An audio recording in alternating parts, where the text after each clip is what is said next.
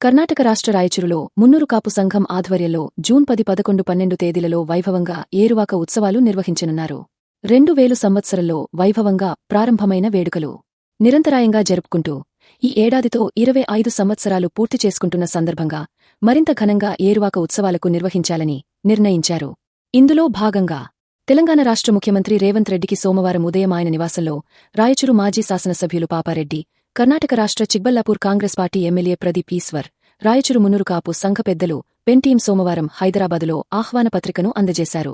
తొలుత రాయచూరు మున్నూరు కాపు కుటుంబ సభ్యులకు పెన్ టీం ఘనస్వాగతం పలికింది. రాయచూరు మున్నూరు వాడిలో సుమారు 30,000 మందికి పైగా మన మున్నూరు కాపులు ఉంటారు.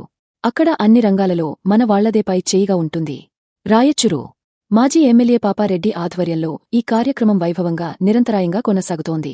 గత ఏడాది pen Patel entrepreneur network Munnuru Kapu అతిపెద్ద వ్యాపార వేదిక ఆధ్వర్యంలో హైదరాబాదు నుండి 100 కార్ల భారీ ర్యాలీతో ఈ వేడుకలో పాల్గొనడం జరిగింది. ఈ ఏడాది కూడా మరింత ఉత్సాహంతో భారీ కార్ ర్యాలీతో ఈ వేడుకలో పాల్గొనేందుకు పెన్ టీం సిద్ధమవుతోంది.